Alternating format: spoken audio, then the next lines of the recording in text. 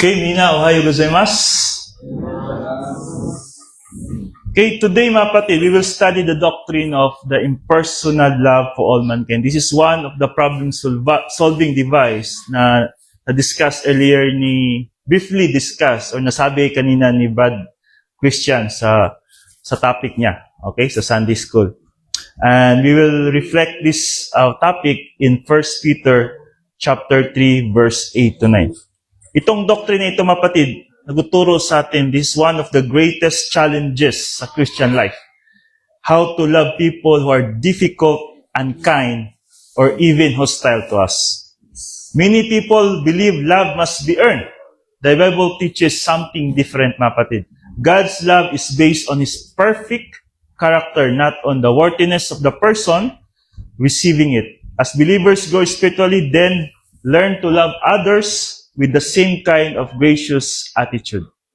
Before that, we go to Hebrews chapter 4, verse 12. The Word of God is alive and powerful, sharper than any two-edged sword, piercing even to the asunder of the soul and the spirit, and of the joints and the marrow, and is critic of thoughts and intents of the heart. In 2 Timothy chapter 3, verse 16 to 17, all scripture is God-breathed, and is profitable for doctrine, for reproof, for correction, for instruction in righteousness, that the man of God might be mature, thoroughly furnished unto all good works. In 2 Timothy 2:15, study to show thyself approved unto God, a workman that needed not to be ashamed, rightly dividing the word of truth. Please open your Bible in 1 Peter chapter 3, verse 8-9. This is Apostle Peter talking to Jewish believers. Sabi niya, finally, all of you, he's talking about Christians, this is talking about believers. Be like-minded, be sympathetic, love one another, be compassionate and humble. Do not repay evil with evil or insult with insult.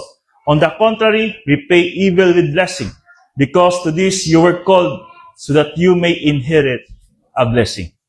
Remember mga kapatid, in this world na nakatira tayo, maraming opposition. There are many hostile. Even in our family, even our co-workers in our job, even our friends. Kahit saan ka pumunta, there are always opposition. So this doctrine na tatalakayin natin, this is a very important topic because it gives us courage and idea on how to overcome these kinds of people tests.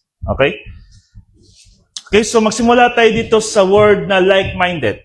This is adjective, nominative, plural of homoprons. Okay, the Greek word homoprons. It means having unity in thinking. Okay? Kinuha ito sa word na homos, same, and prene, mind. Meaning having unity in thinking. So ang point ito, mabatid, unity comes from sharing God's viewpoint through Bible doctrine. Okay? Without Word of God in our soul, without the thinking of like Christ in our soul, then there's no unity. Remember, lahat tayo dito, since we are believers in Christ, we are same spirit, right? Your spirit, my spirit are same. Hindi yan iba-iba. It means we need just to deep the doctrine inside of us, learn the doctrine and apply doctrine. Kasi yung Holy Spirit will remind us all these things. Ano yung matutunan natin? And then, ito yung tinatawag nating having identical personalities or preferences. Meron tayong identical personalities because of the doctrine that we have. The doctrine na meron kayo and ang doctrine na meron ako, same. Hindi iba-iba yan. Okay? And then, the word sympathetic. This is again adjective, nominative, plural of sympathies. Okay? Sympathies. Okay?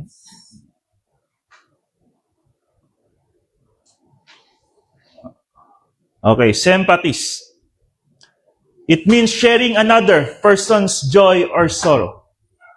Nakuha ito sa dalawang word. Okay? Soon means together, and Pasko means suffer, meaning sharing another person's joy or sorrow. Dito kinuha yung English word na sympathy. Okay? Itong word na sympathies. Okay? And then, the word love one another. Okay? Again, this is adjective, nominative, plural of,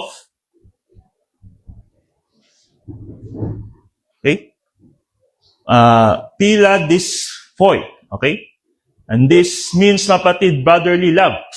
Love among believers. Okay? And then, the word be compassionate. This is again adjective, nominative, plural of, this is kila dis dil foi. Okay? And it means good inward compassion. Okay? It describes genuine kindness that flows from the heart. And the last word, humble. And this is from the Greek word tapidolpoi. Okay? Means humility in thinking. Not self-hatred, but freedom from arrogance. Okay? Then, dito sa verse 9, do not repay evil with evil. Meaning, do not repay wrongdoing with wrongdoing. Okay? Or insult with insult, meaning verbal abuse. Like slander, maligning, gossip. Okay? So, Apostle Peter not only includes words, but also actions, mapatid. But, repay with, on the contrary, instead of revenge, Peter gives another command. Ano yung command niya? With blessing. From the Greek word eulogentes, meaning, speak well, do good, and bless other. Yan yung sabi sa Psalms chapter 141, verse 3. Sabi ni David doon, set guard of my mouth, O Lord, and keep watch the door of my lips. Kaya dito, mapatid, if you are tempting to do maligning gossip for someone, then shout your mouth. Okay? When you are speak to other person out of anger, shout your mouth. Don't speak when you are anger. Don't speak when you are trying to promote yourself. Okay? Yung mga gusto mo, yung mga ambitions mo, yung mga accomplishment mo. That is not the way of Christian life is, mapatid. Diba sabi nga sa Matthew chapter 6, verse 3, do not let your left hand knows what your right hand doing. Okay? So don't tell everyone what is your accomplishment. No? And that is arrogance, mapatid. And anong introduction nito? What is impersonal love? Impersonal love is loving others based on your own spiritual character. It means based on character of God. Rather than on their character, personality, or treatment of you. Because in human world, in human viewpoint, we know that we love someone because of their attractiveness. Because they're doing benefit from you. They're doing benefit for you. Okay? Mayroon silang ginawa na gusto mo. That's why you love them. Kasi hindi mo naman masasabing mahal mo isang tao kahit ayaw mo sa kanya, di ba? That is, in human viewpoint, yan yung standard natin. But in divine viewpoint, iba. Kabaliktaran. Okay? You love them not because of who and what they are. You love them because of who you inside. And inside of you is the Word of God, the doctrine, the character of God. This is what Jesus Christ did on the cross. Even when He experienced insult from the Pharisee, pinagpapalo na siya ng mga Roman soldier, ano yung sabi niya? God forgave them. That is the impersonal love from God to all mankind. At yun yung gustong mangyari sa buhay natin ng Panginoon. Okay? Yan yung sabi sa Ephesians 4:32, no? Be love and compassionate to one another, just as Christ forgive sins, forgive other people. The key principle of this, mapatid, impersonal love depends on who you are in Christ, not on who other people are. This is unconditional. This is relaxed mental attitude toward entire human race. Not only in co-believers in Christ, but also the unbelievers. Okay? The function of the believers, this is a virtue toward other people. Ito yung totoo talaga. Hindi yung peke talaga na pakitang tao lang. It solves problem in solving personal relationship. Once you understand this topic, mga kapatid, you can easily love other person without benefiting from them. And kahit naaway ka nila, makita mo na yung changes sa buhay mo. Okay? Unlike personal love, which is yan yung standard natin, personal love, it emphasizes the attractiveness of the object of love. Okay? I love my wife because she is beautiful. I love my father because he gave me everything. Binigay niya ano yung gusto ko. That is the object of our love. Okay? But here, in impersonal life, it emphasizes the subject. Okay? Mamaya, i-discuss ko yung may example dyan. Mamaya. Impersonal love emphasizes the capacity and integrity of the one who loves. Tayo. Because we copied that to Christ. Remember, Christ is our model. And since we copied that to Christ, then it must reflect in us. We need the capacity and integrity of love. Means unconditional love, mga kapatid. The respect and gratitude for God that develops in the advancing, it means we are growing spiritually, and provides the motivation and problem-solving skills. Yun na sinabi ni Brad Christian Kina, yung problem-solving skills, 10 problem-solving skills para makuha natin yung maturity. Okay? This is the foundational virtue, mga kapatid, of the spiritual life that provides capacity for all other relationship. Okay? Personal love directed toward God is the only form of human personal love. Only, our personal love must only for God, not for other people. Because God is perfect. God is perfect attract. God is perfect being. We cannot love other people based in personal because that other people is imperfect. Even my wife is imperfect. She's imperfect. If my base of my love for her is impersonal, pag mayroon siyang may ginawa siyang hindi ko gusto, then that's the conflict happen. But when we have personal love for God, which He is perfect, of course, then that is the only personal love na dapat sa isang tao. But for other people, since other people is imperfect, we cannot love them based in personal. Because someday it will happen, you will hate them. Remember, love and hate, that is in the same coin but different face. When you love someone, it means you will hate them also someday. Because it will happen. But God, when you have personal love for God, you cannot hate God. Because you are growing like Christ. Christ like Father.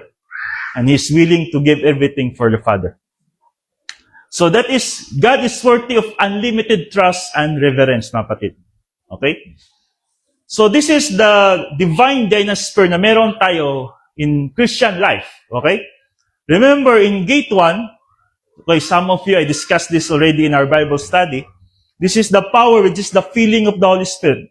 So this is like a palace, mga kapatid, where members of God's royal family, remember, we are part of the family of God, and we are royal family, reside for instruction, motivation, protection, and momentum towards spiritual maturity. So this is our structure of spiritual maturity. Of course, first, dadaan mo tayo sa gate 1, which is the power, the feeling of the Holy Spirit. This is the feeling of the Holy Spirit. Ito yung number 2 in the problem-solving device, right?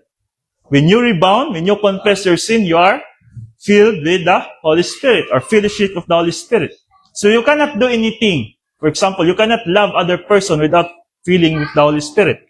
Because the Holy Spirit is the one who reminds us to love other person.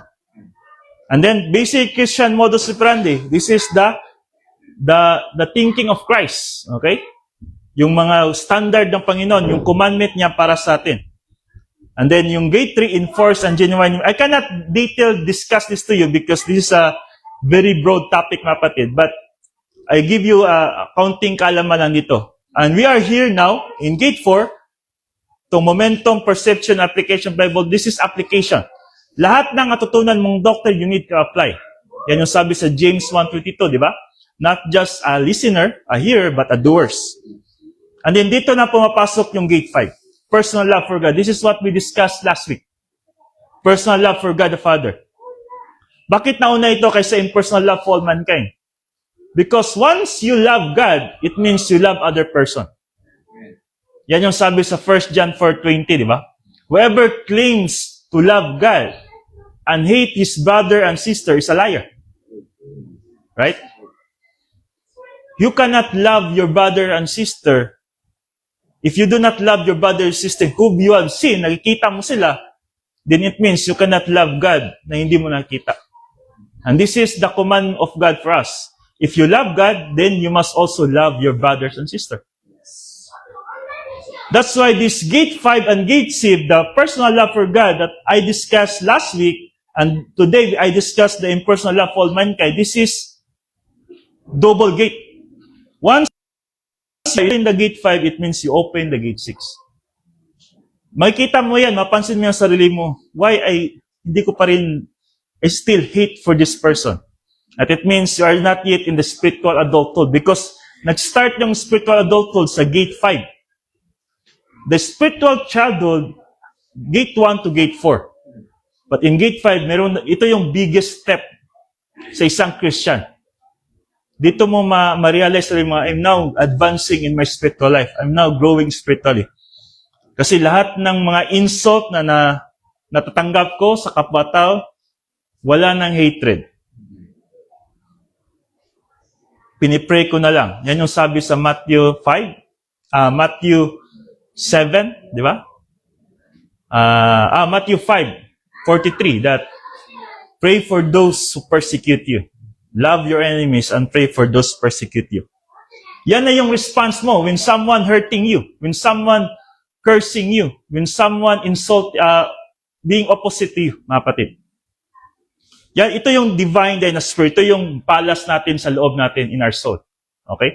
Of course, when you reach gate 6, the momentum test, this is the test na ibigay ng Diyos sa atin, yung sabi ni Brad Christian kanina, adversity is inevitable.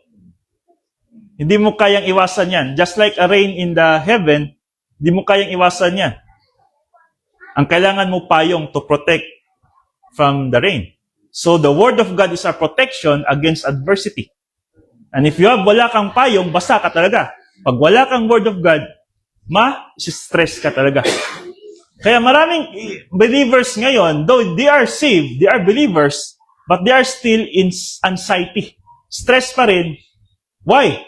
Because wala silang Word of God. Wala silang doctrine. That's why, as your pastor, mapatid, I encourage you to grow spiritually. Kailangan ma-overcome natin yung adversity. Kasi pag once meron pa rin kayong stress sa buhay nyo or anxiety, it only means you are not growing spiritually.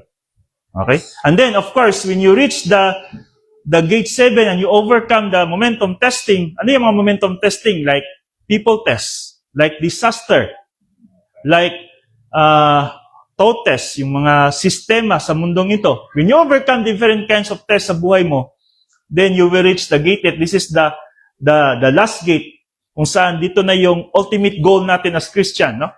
The spiritual maturity. Okay, what is the context of 1 Peter chapter 3 verse 8 to 9?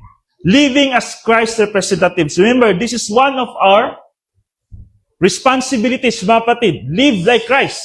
At the moment we decide to believe the Lord Jesus Christ, meron niyang responsibility din na dapat nating gawin. We need to live like Christ. Be a salt and light to other person's life. Okay? Peter encourages believer to live in unity. Means we need to have the Word of God in our soul. That is only the way we can unite with God. We cannot unite God without Word of God. Because the Word of God is the message of the God for us. Show compassion means compassion to other person. Demonstrate humility. Respond to evil with blessing. These are very challenging, lalo na isang believer. We're not talking unbelievers here because unbelievers, wala na silang way to overcome this kind of people test. So, response yan sila the way na gusto nila. But for us believers, we need to respond with blessing. Okay? Peter wrote to believers experiencing suffering and persecution. Siguro, sabihin niyo, Pastor, wala man akong experience ng persecution dito. Meron yan. Lalo na pag mag-share ka ng salita ng Diyos and someone will reject you, lalo na yung mga Hapon, then that is also persecution. Instead of encouraging retaliation, he instructed them, this Apostle Paul instructed the believers to respond with grace and love. Dito madi-demonstrate mga kapatid yung spiritual maturity and reflects the character of Christ. Okay? So what is the characters of impersonal love? According to verse 8, kanina binasa na natin ito, like-minded, sympathetic, love one another, and compassionate. These are the characteristics of impersonal love. Itong qualities na, meron pa humble, no?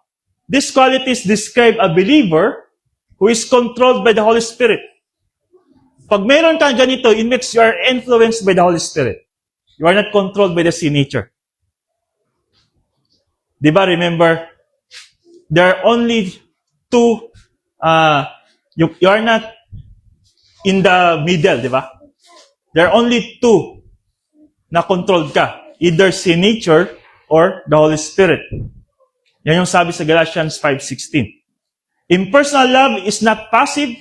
It is actively seek the good for others while maintaining biblical truth. Like for example, like-minded mga kapatid. The unity is not only for that like-mindedness in the angelic conflict, but it is our protection. Protection for us. Okay? Walang enemy ang makabreak sa soul natin and destroy sa atin. When we have soul full of Bible doctrine. Walang kahit sino man, even Satan cannot destroy our soul if meron tayong salita ng Diyos. Yan yung sabi sa 2 Corinthians chapter 4 verse 8 to 9. Okay? We are pressed by every side of troubles, but we are not crushed. Okay? We are perplexed but not driven to despair. Yan yung sabi doon. And we are hunted down but not abandoned by God. We're knocked down but not destroyed. Okay? Because we have the Word of God in our soul. Okay? Pag mayroong umaway sa'yo, since you have the Word of God, love those who hate you, then hindi ka ma-stress. Di ba? Ini-insult niya ako, sinasabihan niya ako ng baka. Then, anong response natin? Love this person. Even he insult me. Isipin niyo kung ano yung gagawin ni Jesus Christ pag siya ang sinabihan yun. Yun din ang gawin mo. You need to shut your mouth when someone insulting you. Don't take revenge. Okay? Kasi doon ka ma-stress. Okay? Just like in the family ba, di ba? Of course, sa family, meron naman talagang awayan yan, di ba? Lalo na sa mag-asawa. Pag magalit yung asawa mo, tahimik ka na talaga dyan. Kasi talo ka naman talaga dyan. Walang panalo sa mga husband. Yan yung talaga yan. Di ba? Wala talagang panalo dyan. Kahit tama ka, they're always right. Hindi sila nagkakamali. Tama yan. Di ba? So, ganyan ang practice mo. So that when you go outside, ito na. Isipin ko ng asawa ko ito. Di ba? Kahit tama ko. Okay, sorry, sumimasen. Ganyan. Di ba? Ganyan yan, mga kapatid. That is the technique para okay yung harmony, di ba? Hindi lang sa bahay, pati sa trabaho. This is an ongoing battle, mga kapatid. The onslaught sa mundong ito, cosmic system. And wherever doctrine is taught, there is the cosmic system and it is there to destroy us. Okay? Love does not retaliate, mga kapatid. In verse 9. Do not repay evil with evil or insult with insult. Instead, forgive, bless, pray, leave justice to God. Ang natural tendency ng isang tao, mga kapatid, is to return hurt for hurt. Di ba? Kaya nga mayroong gera eh. Kasi pag once na mayroong nasaktan sa bansa mo, then, or merong nag-take advantage dahil sa mga malaking bansa, then we need to return. Yan yung dahilan sa mga gera na yan. Not only in the war, but also sa ating normal na buhay, mga kapatid. And this is Apostle Peter teaches believers to break this cycle. We entrust justice to God and respond with grace, demonstrating confidence in His sovereignty. Once you trust God, then you will not retaliate, mga kapatid. Because you know, anong sabi sa Romans 12:19? Vengeance is mine, says the Lord. If you have that kind of word of God in your soul, you know that injustice tong ginagawa sa akin, but I will not return injustice because the justice of God is fair. Then, bahala ng Diyos sa iyo. Bahala ng Diyos sa inyo. I will not be tempted na hindi ko dapat gagawin yung ginawa niyo sa akin din. Okay? And there are some believers, mga kapatid, who are not mature enough to withstand this kind of opposition. The mystery doctrine unto the grace of God. Ito yung Satan's world that oppose all around us, both the seen and the unseen. Okay? Not only in the nakita natin, but also the unseen. Okay? Don't retaliate, mga kapatid. Of course, if talks about the doctrine, then we need to share the truth. But if they're against the truth, then, and they're insulting you, then leave it to God. Because the justice of God, yun ang gagawin sa kanila, mga kapatid. Because justice of God is fair. He is fair, mga kapatid. Now, let's go to the personal love versus impersonal love. Now, personal love based on the character of another person. Okay? I love this person because he is good to me. Okay? I love this person because mabait siya sa akin. Respond to the attractiveness. Can change with circumstance. Often emotional. By impersonal love, in the other side, based on your spiritual character. Remember, we build our spiritual character through the Word of God. Not the experience na meron tayo sa mundo. No. We can build our spiritual character through the Word of God. Respond with grace. Remain stable and based on Bible doctrine. Personal love is appropriate in relationship such as family and close friend where affection is mutual, an intense and subjective attitude toward a few. Of course, in the family and friends, I love you because you love me. Mutual. Okay? Yan yung mutual. You like their character. You like the way they look. You like the way they talk. You like everything about them. Therefore, you have a certain feeling toward them and a certain thought process toward them. Ito yung tatawag na they are elevated above other people. That's why you love them. And all of this, mapati, defines personal love towards someone because in their eyes, they are deserving of your love. Okay? You don't love personally those people that you don't think are deserving of your love. Yan yung personal love. I don't love that person because he's not my family, he's not my friend, and he's always looking me like parang hindi maganda yung pagtingin niya sa akin. Yun lang. Yun na yung ayaw mo sa kanya. So, ito yung requirement ng personal love. Attractiveness. Of course, you know the opposite of personal love. Then the opposite of personal love is hate. And sometimes they are not far apart. But in personal love, mapatid, emphasize something else.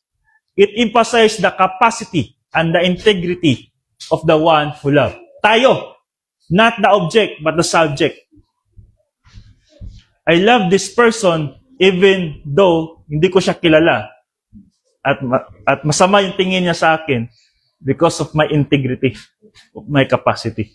Yan na yung response mo. Kahit stranger siya sa harap mo, makikita mo na yung compassion, yung like-minded, yung loving other person, yung humility sa kanya. Okay? Minsan tayo, pag makita tayong stranger, parang umiiwas tayo kasi hindi natin kilala, di ba?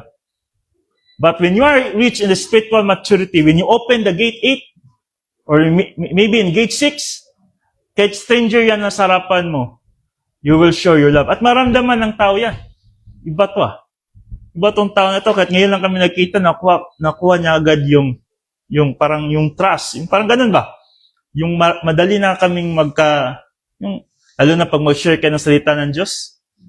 Yan yung magandang first step. Okay? Sabi mo, are you a Christian?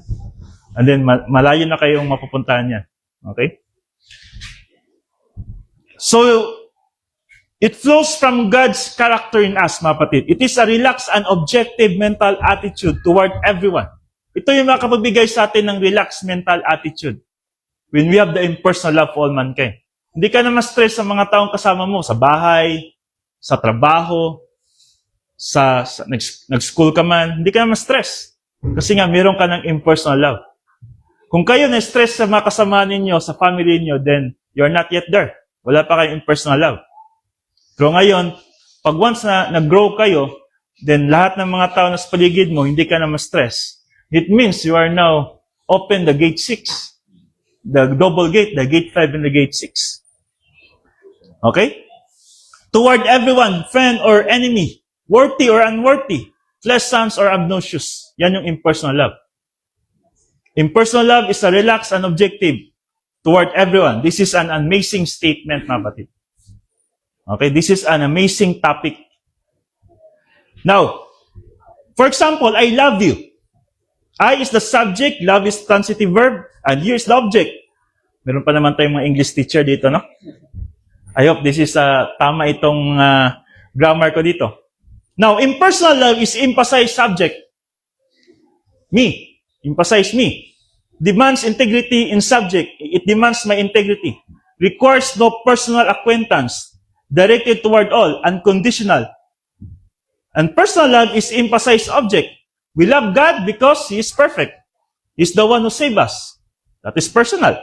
Demands attractiveness in object. We love God because He is worthy to be praised. He is perfect righteous. Requires personal acquaintance. Directed toward few. Unconditional. Okay? Yan yung personal love. In the sentence, I love you, love is the verb, I is the subject, and you is the object. The subject is the one who loves. Of course, tayo yung nagkaroon ng love sa object, di ba? We are the subject. And the object is the recipient of that love. And that distinction between subject and object helps to explain the difference between personal, impersonal, and personal. Okay? When I, that is impersonal. When you, that is personal. So impersonal love emphasizes the honor and virtue of the subject. The one who loves personal love emphasizes the attractiveness, capacity, and response of the object. The one who is loved. Okay? God does not command His children to have personal agreement or admiration for all people. Hindi ibig sabihin na kailangan mo mahalin lahat ng tao.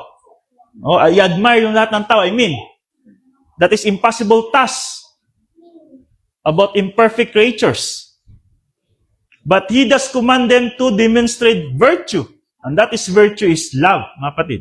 Toward all believer and unbeliever. Known and unknown. Yan yung binigay na task sa akin. Hindi mo kailangan i-admire lahat ng tao. But you need to have virtue. Okay? Impersonal love is the only way to fulfill the divine mandates to love one another. This is the only way we can fulfill the mandate to love one another. The impersonal love for all mankind. Nothing else. Love your neighbor. In Leviticus chapter 19 verse 18 and Galatians 5:14 and Romans 39. Love your neighbor. You cannot love your neighbor if wala kang impersonal love for all mankind.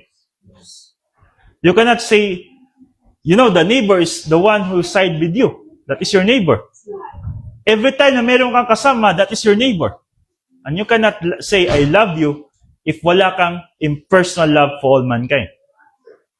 And even to love your enemies and pray for those who persecute you, sabi nga sa Matthew 5:43-46, you cannot love them without impersonal love for all mankind. Moreover, unconditional love is the professional obligation of all members of God's royal family. We need to act like royal. Remember, mapatid, when you are in the royal family, our obligation is to act like royal.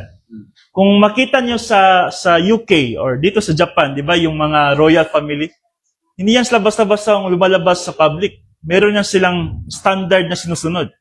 They need to act like royal. Kasi pag hindi sila sumunod sa protocol ng royal, pwede silang tanggalan ng titulo as part of the royalty. Pwede mawala sa kanila yung mana nila. Maging normal na tao sila. Okay, hindi na sila papalabasin sa public. And we need to act like royal because we are part of the family of God. Remember? We are the children of God.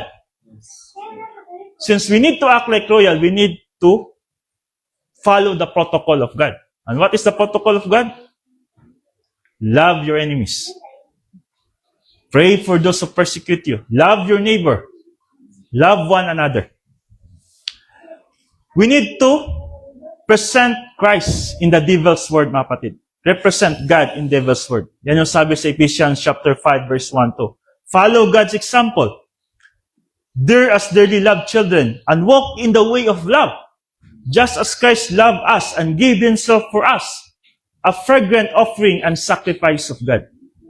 Itong love na ito, mga kapatid, is nurtured, motivated, and strengthened by the believer's ever-increasing knowledge of the Word and personal love for God. When you are increasing your knowledge of the Word of God, then na-nurtured yung impersonal love mo for all mankind, mga kapatid. Ang nurture yan. Di ba at the moment of salvation, di man agad-agad na lahat ng enemies mahal natin? Suntukin pa nga natin eh. Nung ligtas ako, pag may kalaban na ako, suntukin ko talaga to. Hindi kaagad naging na-effect yung impersonal love for mankind. Dahan-dahan yan. Growth. But hindi madali. Hindi madali ito, mga kapatid. It takes time. And it takes growth. It takes discipline in part of you. Okay? Hanggang ngayon nga, minsan, mayroon pa rin. But, salamat sa Panginoon kasi madali kong ma-overcome because of the word na meron ako. Paano pa kaya kung wala kang salita ng Diyos? Then, failure ka talaga sa battle na ganyan. Okay? What is one of the example, mga kapatid? The Good Samaritan. The Good Samaritan, makita natin sa Luke chapter 10, verse 25 to 37. Basahin natin. Sabi dito, maliit lang, no? So, one of occasion, an expert in the law, this is scribe, stood up to Jesus. Teacher, he asked Jesus Christ because Jesus Christ is a teacher. What must I do to inherit the eternal life? And in verse 26, what is written in the law? He replied. Ano yung nakasulat sa commandments? Ayun yung tanong ni Jesus Christ sa isang scribe. Ang sabi ng scribe, love the Lord your God with all your heart. This is the first commandments. With all your soul, with all your strength, and with all your mind. This is personal love for God. This is what we discussed last week. And then, the second command, love your neighbor as yourself. Ito yung impersonal love for all mankind. Okay? Ito muna. In verse 28, you have answered correctly, sabi Jesus Christ sa isang scribe. Do this and you will live. Okay? And you will have eternal life. Now, Jesus Christ doesn't mean that you need to do works. You need to love just to have eternal life.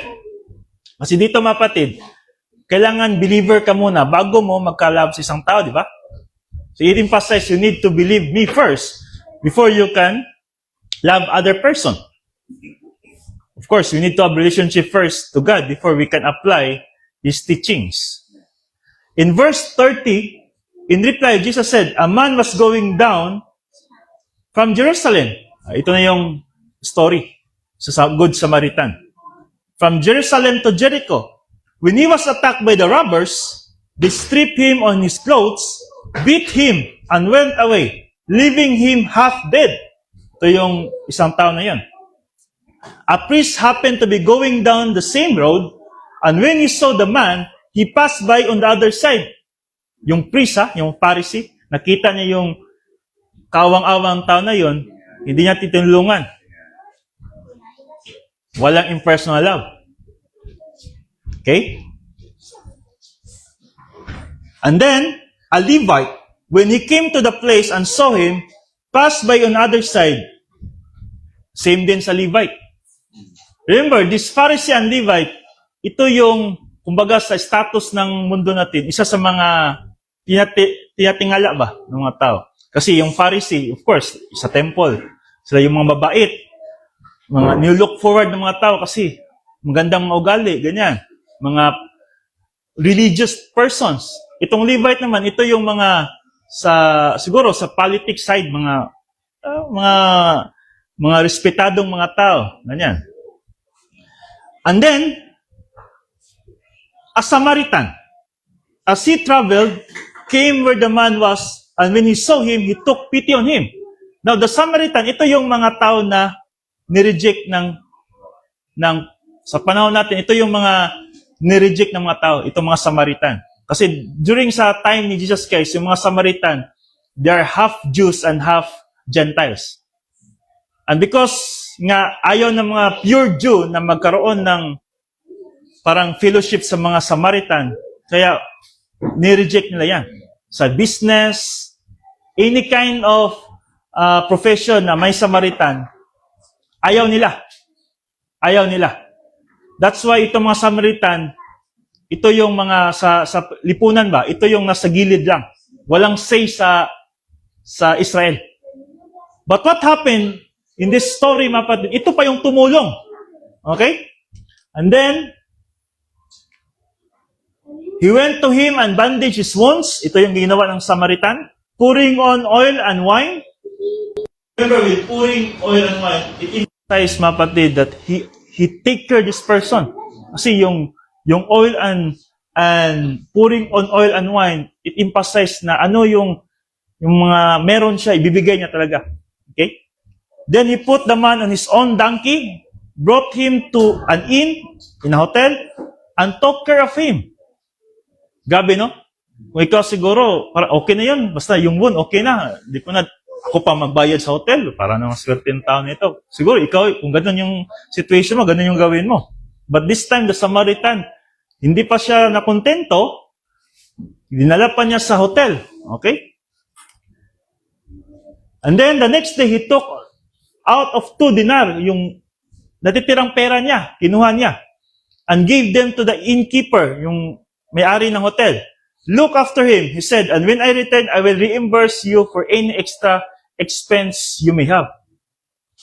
Kung may kulang ako, pagbalik ko, babayaran ko pa. Nakita nyo? Itong Good Samaritan, ang pagtulong niya hindi kulang.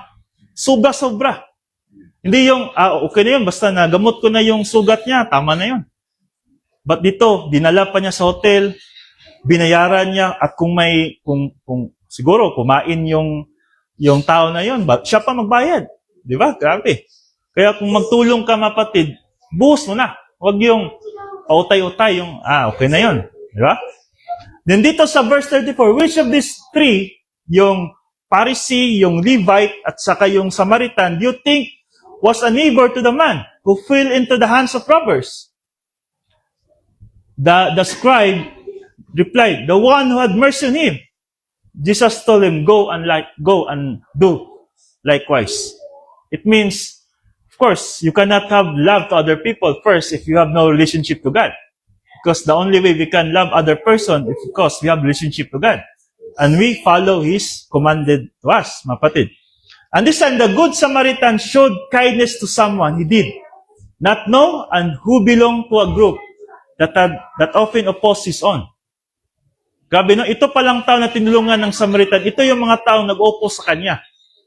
Hindi niya kilala, but he knows this person, isa tong mga tao sa mga Jews na umuoppose sa kanya. But he is still helping that person. Kayo mga kapatid, kung alam niyo itong tao na ito yung nag-insult sa'yo. Niloko ka. minamak ka, minamalain ka, ginagasip ka ng taong ito, tutulungan mo ba? Based on your spiritual status right now, siguro hindi. Di ba? But if you are growing like Christ, thinking like Christ, occupied with Christ, then the Holy Spirit will remind you inside of you. Tutulungan mo talaga yan. Okay? And this illustrates, mapatid, impersonal love. Doing good because it is right, not because the other person deserves it. Remember, God saved us because that is His plan, not because we deserve it. We do not deserve to go to heaven. Napakasalanan din tao, mapatid. Every now and then, gumagawa tayo ng kasalanan. Kahit ligtas na tayo, gumagawa pa rin tayo. We don't deserve. But because of the mercy of God, He loved us. That is impersonal love for God for us. That's why we have the eternal life, mapatid. Okay, lessons dito, mapatid. Help a stranger expected nothing in return. Demonstrate compassion. Ito yung compassion sa Ephesians 4:32. Pag once tumulong ka, huwag kang ma-expect na, may kapalit ito. Sabi nga sa Matthew 6:3, do not let your left hand knows what your right doing. Okay? And that is the demonstration of compassion. Now, the greatest example, the ultimate example, of course, wala nang iba, Jesus Christ. Luke chapter 23, verse 34. Father, forgive them. Anong lessons nito? Love his enemies. The Pharisee, the scribes, okay, the priest, mga kapatid. Forgive those who crucified him. Demonstrate perfect grace. Okay? So, Jesus is the perfect example of impersonal love. Even while suffering on the cross, He prayed for those who were crucifying Him, mga kapatid. His love was based on His perfect character. Nakita niyo yun sa movie? Diba? When He is in the cross, Father, forgive them. Okay? That is the perfect example of impersonal love. Kung kayo siguro sa sitwasyon ni Jesus Christ, wala pa sa cross, ha? Nandun pa lang kayo sa trial, baka magsalita, injustice ito, injustice. Wala naman akong ginawang kasalanan, bakit niya ako ikukulong, di ba? Doon pa lang sa trial, magko-complain na kayo. But Jesus Christ did not say anything. He shut His mouth. Hindi siya nagsalita kahit ano. So, doon lang kang Herod, kang Pilate. Nagtanong si Pilate, are you the king of this world? Sabi niya, I'm not the king of this world. My kingdom is not in this world. Okay? Doon lang siya nagsalita. Pero nung sinuntok siya, dinuroan siya, nilatigo pa siya sa likod, dito sa likod niya, wala siyang any word na sinabi. Okay? Pero kung tayo nun, doon pa lang papunta pa lang doon sa trial, sa mga Pariseo, injustice na ito. I need my attorney. Ganyan na yung sabihin natin. Di ba? Oh, but Jesus Christ, walang attorney. Sige, hayaan niya. Okay, saan niyo ako dalhin? Walang problema sa akin. We must love our enemies. What does this mean, mga kapatid? To resist using the resources that we have. And primarily in speaking about impersonal love, and certainly not a return hate or anger or retaliation. That's not the way we handle opposition. When you get angry at people you love, of course you do. Everybody's going to do something that's going to anger or to upset you. How do you handle it? Fire back a couple of good phrases. Maybe, ano yung ginawa mo sa akin, gagawin ko rin sa'yo. That is human viewpoint. Then you have a good argument and you don't know, guys, that women, ito yung sabi ko na, always win the argument. They don't lose the argument, kapatid. And that's why impersonal love rules the day. You stop that sort of thing and you preserve the relationship because you have this resource in your soul.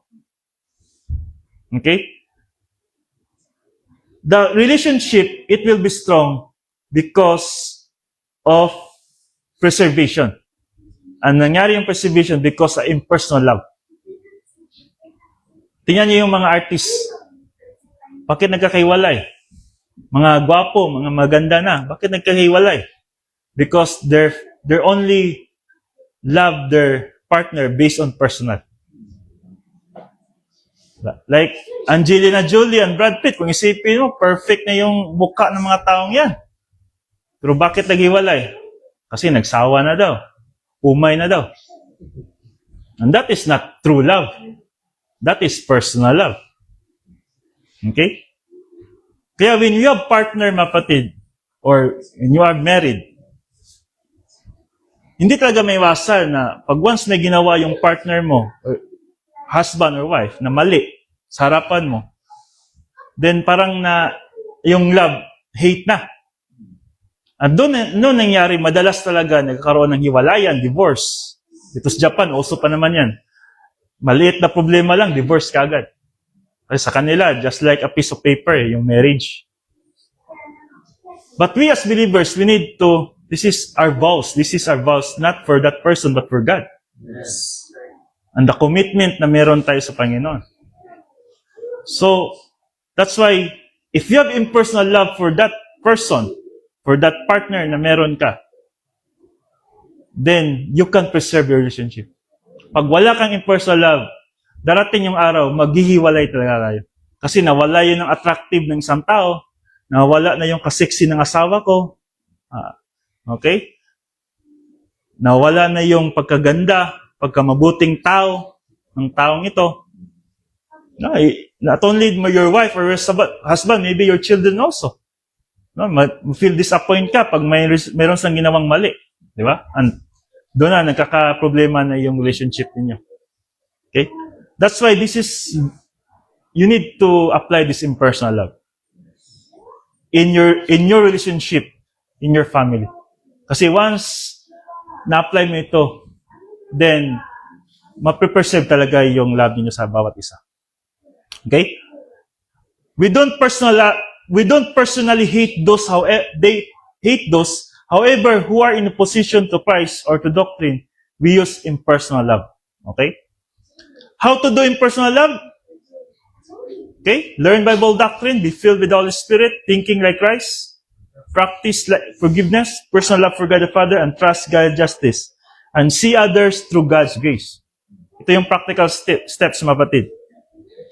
You cannot apply the Word of God without first knowing the Word of God. That is, kanaraso yan siya. Be filled with the Holy Spirit, of course. That's the work of the Holy Spirit, reminding us ano yung gagawin natin. Then we need to think like Christ, occupied with Christ. And once we occupied with Christ, magagawa natin yung anong ginagawa ni Christ, forgiveness. And then, once we forgive, then we personal love for God the Father because this is the commandment of God the Father for us. And then we trust God's justice. We don't trust justice in this world. Imperfect yung justice sa mundong ito, but we trust God's justice. Okay?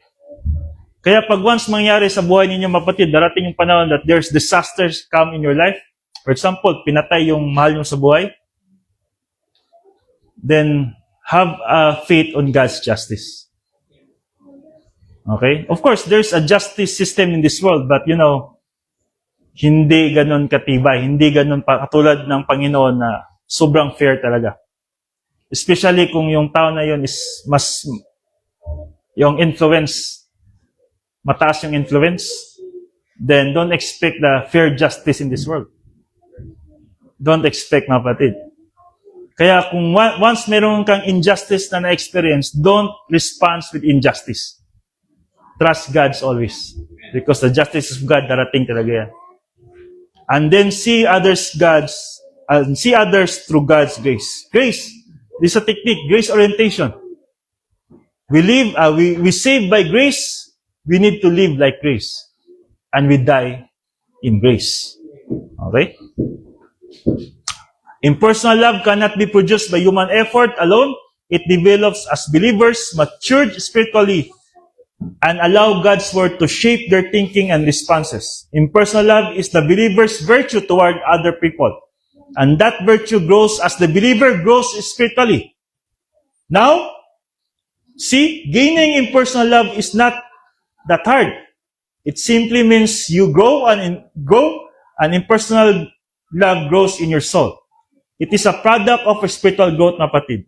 All the problem-solving device, yung 10 problem-solving device, is the product of our spiritual growth.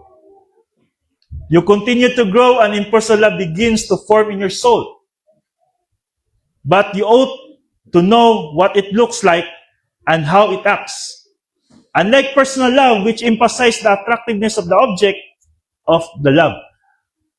Anong result nito of impersonal love? Anong benefits? Inner peace? Meron kang prosperity? Not in this world, in the soul?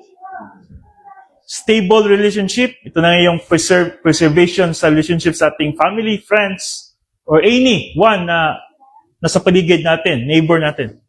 Freedom from bitterness. Okay? Wala ka ng bitterness sa isang tao. Okay? Spiritual maturity, of course. When you love other person, it means you are matured. A powerful testimony. Ito yung makita sa Romans 12:21. Do not be overcome by evil, but overcome evil with good. When believers practice impersonal love, kapatid, they are no longer controlled by the behaviors of others. Instead, they become free to respond with wisdom, grace, and confidence in God's plan. How can I love everyone? Paano natin ma-love yung mga tao? Kung saan ito yung utos ng Diyos sa atin? Well, friend or enemy, worthy or unworthy, pleasant or obnoxious, you are to love them. Okay? That's why impersonal love solved the problem of personal relationship. It solved the problem of personal relationship. So impersonal love has much to do with the maintenance of personal love relationship. Okay? That's very true in marriage. No? Yan yung sinabi ko na, which is not easy. Now, what is the conclusion of our topic today? The final summary. Impersonal love for all mankind means loving others through God's character. Okay? Compassionate to other people. Humility. Refusing retaliation. Vengeance is mine, says the Lord. Responding evil with grace. It means you respond with doctrine. Humility. Trusting God to handle justice. Kahit gaano pa yan katagal, mga kapatid, ang justice ng Diyos, it will happen. It will surely happen. Huwag ka lang magmadali. Kasi minsan kasi, ang tao kasi, gusto nila makita yung result sa justice eh. Which is, dyan nagkakamali. Magiging injustice pag minamadali natin ang isang bagay. But once we understand God's Word, when we trust God, kahit hindi mo man makita yung justice na in-expect mo, mangyayari at mangyayari yan. Okay? Remember when Noah was insulted by the people around him for almost 120 years, iniinsulto siya everyday. Baliw man yata ito si Noah. Baliw talaga. Sino bang tao ang makakaisip na magawa ng barko, sir, sa bundok? Di ba? Tayo gumagawa tayo ng barko, sa dagat na. Pero si Noah gumawa ng barko sa bundok. Sabi na, paano ba ito ilagay sa dagat? Ang layo ng dagat, sa bundok. Pinaka-dulo pa ng bundok. Gumawa si Noah ng arka. Grabe yung insulto niya everyday. Tapos at the same time, nag-gospel siya, kailangan kayong mag-repent kasi the judgment of God. Pinagtatawanan siya everyday. But what happened? When the rain come, nakapasok na sila Noah at kanyang family sa ark. Kasama na yung mga hayop. Hindi na pwedeng i-open. The justice na gusto ni Noah, nangyari na. And yun na, pinakamasakit sa mga tao na hindi na makapasok kasi only God can open the door. Because siya yung nag-close sa door. Kahit gusto ni Noah tulungan, wala na siyang magawa. Kaya tayo, mapatid, when injustice comes in us, we need to wait in God's response. Huwag kang manguna. Huwag kang kaagad na Kailangan maka-isa ako nito, hindi to pwede. Makaganti lang ako. Kahit isiko ko lang ito, okay na. Hindi yan pwede, mga kapatid. Reflecting Christ's love in every relationship, mga kapatid. Meron kang tao na katabi or kausap, you need to reflect God's love. Kaya sabi ko ang katina, we are tempted to malign, to gossip other person's life, shut your mouth. When you are tempted to say something out of anger or out of jealousy, you need to shout your mouth. Because remember, ano yung responsibility natin? We need to be a light in this world. How can you be light if ikaw yung nangunguna mag-chismis sa isang tao? Sa buhay ng isang tao. Ikaw yung nangunguna na i-malign yung isang tao. I-gossip yung isang tao. Ikaw yung nangunguna sa sarili mo to yung promotion sa sarili mo, ipagsabi mo sa ibang tao. You cannot be a light in this world if yan yung ginagawa mo. Sabi nga, less talk, less mistake, di ba? But may maganda yan, no talk, no mistake. Di ba? Kasi wala kang sinabi, wala kang mistake. So ano yung key principle? In personal love is the ability to treat every person with grace, dignity, and kindness because your love is based on God's character working in you, not on their behavior toward you. And this is our last verse, mga kapatid, in Colossians chapter 3, verse 12 to 14. Clothe yourself with Christ-like character. In verse 12, therefore, as God's chosen people, we are chosen people by God because of our righteousness. We are believers. Holy and dearly loved, clothe yourself with compassion. Compassion to other person. Kindness to other person. Humility to other person. Gentleness to other person. And patience to other person. Bear with each other and forgive one another. If any of you has a grievance against someone, forgive as the Lord forgive you. And over all these virtues put on love. The greatest of all is love, right? Which binds them all together in perfect unity. To God be the glory, mga kapatid. Thank you for this wonderful topic. And now, ibigay ko yung closing song natin kang Sister Angelis. Let's stand up together, mga kapatid.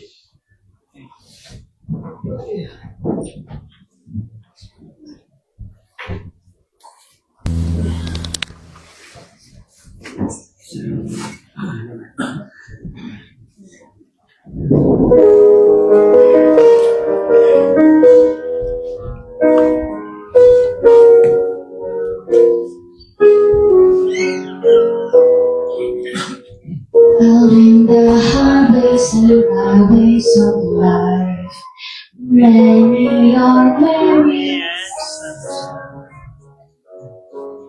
Carry the sunshine where darkness is rife, making the sorrowing glad.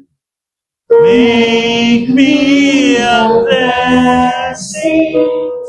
Make me a blessing out of my life. Make Jesus shine.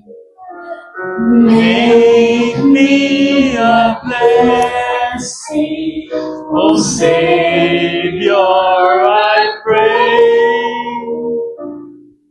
Make me a blessing to someone today.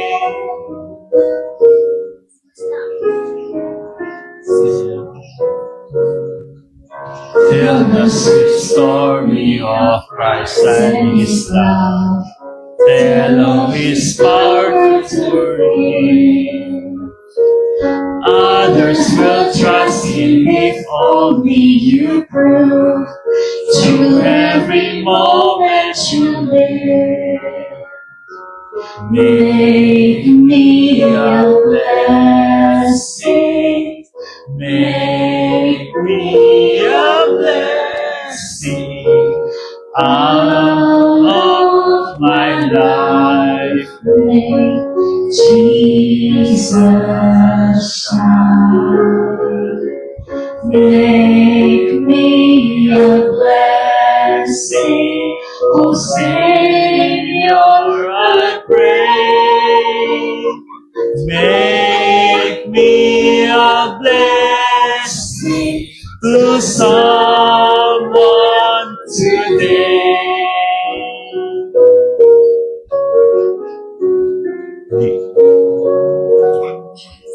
Give us what's given to you in your need.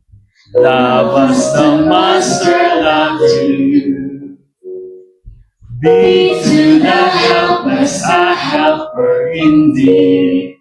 Unto your mission be true. Make me a blessing. Make me a blessing. All of my life make Jesus shine.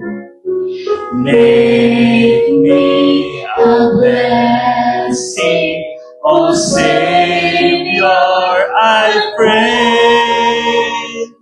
Make me a blessing to someone today.